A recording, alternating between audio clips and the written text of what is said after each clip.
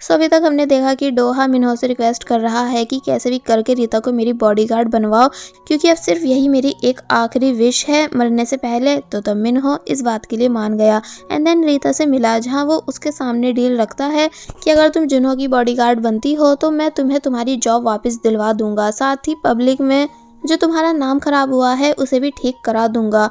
रीता पूछने लगी, लेकिन सिर्फ मैं ही क्यों, यानी जुन्हो मुझे ही अपनी बॉडीगार्ड क्यों बनवाना चाहता है। तो तब मिन्हो ने बताया शायद इसलिए क्योंकि तुम उसकी 2 बार जान बचा चुकी हो और अब वैसे भी मेरे भाई के पास ज़्यादा टाइम नहीं, यानी सिर्फ 1 मंथ है, इसलिए तुम प्लीज़ 1 मंथ के लिए जुन्हो को प्रोटेक्ट करो। तो तब फाइनली रीता मान गई, जिसके बाद अब दिखाया गया कि ये दोनों जुन्हो के घर के बाहर आए, जहाँ सिर्फ रीता अंदर गई और जुन्हो को घर के अंदर आकर आवाज़ें देने लग जाती है। तो तब वो उसके सामने आया ये पूछते हुए कि तुम मेरे कॉल्स का आंसर क्यों नहीं दे रही थी, क्या तुम अब भी मुझसे नफरत करती हो। तो तब रीता ने इस चीज़ का आंसर नहीं दिया, बल्कि पूछने लगी कि क्या सच में अब तुम्हारे पास सिर्फ 1 मंथ है जीने के लिए, एंड क्या सच में कुछ लोग तुम्हें जान से मारना चाहते हैं। तो तब वो बताता है कि हाँ, और फिर कहता है कि तुम चिंता मत करो, जब तक तुम यहाँ हो मैं ये दुनिया छोड़ के नहीं जाऊंगा।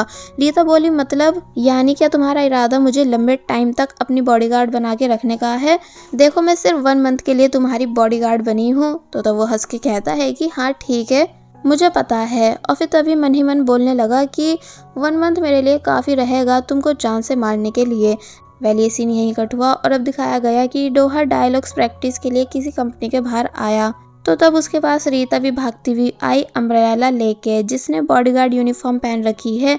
तो तब ये देख डोहा मन ही मन खुश होने लगा एंड देन ये दोनों साथ में अंदर चले गए, जहां हम देखते हैं कि सभी लोग यहाँ हैं, यानी जो जो हिस्टोरिकल ड्रामा में काम करने वाले हैं।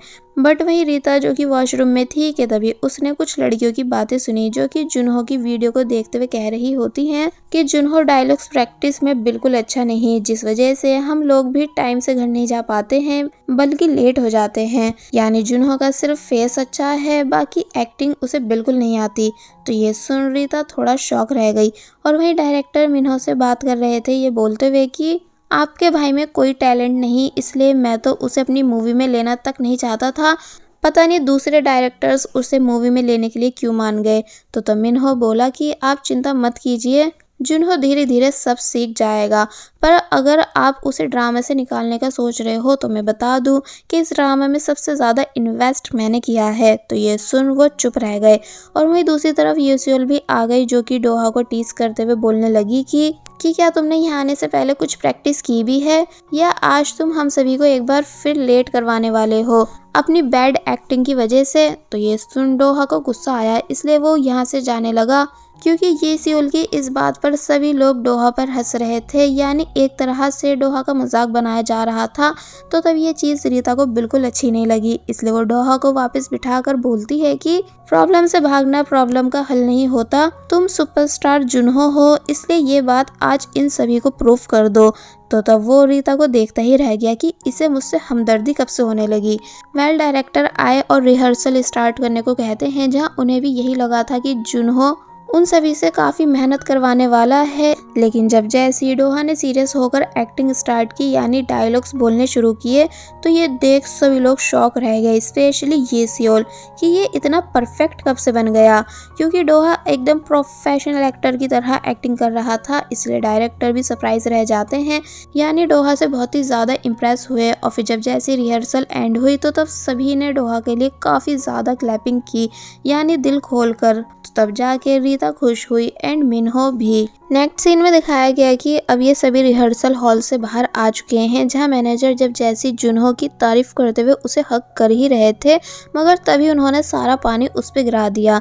इसलिए रीता कार से डोहा के लिए दूसरा कोट लेने चली गई, जिसके पीछे पीछे डोहा भी जाने लगा, लेकिन तभी डायरेक्टर ने उसे आगे रोक लिया, ये बोलकर कि मुझे नहीं पता था कि तुम इतने अच्छे एक्टर हो, यानी मुझे स्टार्टिंग में ही तुम्हें कास्ट करना चाहिए था, ना कि टाई को। और वहीं बाहर हम टाई को देखते हैं, जिसकी आखिरी उम्मीद ये थी कि जुन्हो एक्टिंग अच्छी नहीं करेगा, फिर क्या पता डायरेक्टर वापस उसी को ले ले, लेकिन ये मौका भी उसके हाथ से निकल गया। तो तब ये सियोल पूछने लगी कि वैसे तुम जेल से बाहर कैसे आए। तो तब उसने बताया बेल लेके। तो तब ये सियोल ये बोलकर जाने लग जाती है कि वैसे अब तुम हीरो बनने का सपना छोड़ दो, क्योंकि अब तुम्हारा सारा फिल्मिंग करियर बर्बाद हो चुका है। तो ये सुन टाई काफी ज्यादा गुस्सा करने लगा, कि तभी मिस्टर सियोक यहाँ आए जो कि टाई से पूछते हैं कि क्या तुम्हें जुनहो से बड़ा एक्टर बनना है। और फिर जब जैसे उन्होंने टाई से हैंडशेक किया तो तब उन्होंने टाई का हाथ छोड़ा ही नहीं और फिर तभी उसे आई कांटेक्ट कर अपने वश में करने लगे। और वहीं दूसरी तरफ रीता जब जुनहो का कोट ढूंढ रही थी तो तब उसे वो कोट मिल गया जिस पर खून लगा था। यानी ये उस टाइम का है जब डोहा और रीता दोनों किडनैप हुए थे। इसलिए रीता को सब समझ आ गया कि किडनैपर्स की अधमरी हालत जुनहो ने की थी, ना कि मैंने, एंड इल्जाम मुझ पर लगा दिया गया। इसलिए वो तभी डोहा को ये दिखाते हुए उससे लड़ने लग जाती है, ये बोलकर कि जब पूरा कोरिया मेरे ऊपर तरह तरह के इल्जाम लगा रहा था तो तब तुमने सामने आकर ये क्यों नहीं बताया कि उन लोगों को तुमने मारा था। तो तब डोहा कहता है कि नहीं, ऐसा नहीं है, यानी तुम गलत समझ रही हो और ये जो ब्लड है ये फेक है। तो तब रीता बोली कि मैं अभी डीएनए टेस्ट कराने जा रही हूँ। और फिर जब जैसे जाने लगी तो तब डोहा ने उसे रोकने के लिए उसका हाथ पकड़ना चाहा, जिस वजह से वो एक बार फिर दूर जाके गिरा। तो तब इस बार ही वो समझ जाता है कि इसका मतलब तावीज रीता के हाथ में है जिसे उसने ब्रेसलेट बनाकर पहना हुआ है। कि तभी फ्लैशबैक में हमें दिखाया गया है कि बचपन में जब वो तावीज पहनकर स्कूल जाया करती थी तो तब बच्चे उसका मजाक बनाते थे। इसलिए गुस्से में आकर रीता ने उस तावीज को तोड़ डाला, ये कहकर कि ये बहुत ही ज्यादा अजीब है। तो तब उसके डैड ने कुछ तावीज की मोतियों को उठा लिया था एंड देन उसका ब्रेसलेट बनाकर रीता को दे दिया था, क्योंकि बचपन में विदाउट तावीज रीता को दोहा की आत्मा दिखा करती थी, जिस वजह से वो डर कर बीमार पड़ गई थी। पर जब से उसने तावीज को पहनना शुरू किया तब से उसकी लाइफ नॉर्मल बन गई है। लेकिन अब प्रेजेंट में डोहा सच्चाई जान चुका है कि तावीज ब्रेसलेट है, जो कि अब उसे किसी भी हाल में रीता के हाथ से निकालना होगा। कि तभी हमें टाई दिखाया गया जो कि कार लेकर डोहा को जान से मारने के लिए आ रहा है, क्योंकि उसे मिस्टर सियोक अपने वश में जो कर चुके हैं। लेकिन अब यहाँ इससे पहले कि वो उसे कार से मार पाता, लेकिन तभी रीता बीच में आई जो कि डोहा को साइड फेंक खुद जख्मी हो जाती है। यानी उसने एक बार फिर अपनी जान की बाजी लगाकर जुनहो को मरने से बचाया। इसलिए डोहा ये सब देख शौक रह गया और मन ही मन बोलने लगा कि नहीं, ऐसा नहीं हो सकता, यानी तुम मर नहीं सकती हो। और फिर रीता को उठाकर उसके फेस को देखने लगा, ये बोलते हुए कि प्लीज़ मरना मत, क्योंकि अगर तुम मर गई तो मैं अपना श्राप कभी नहीं ख़त्म कर पाऊंगा।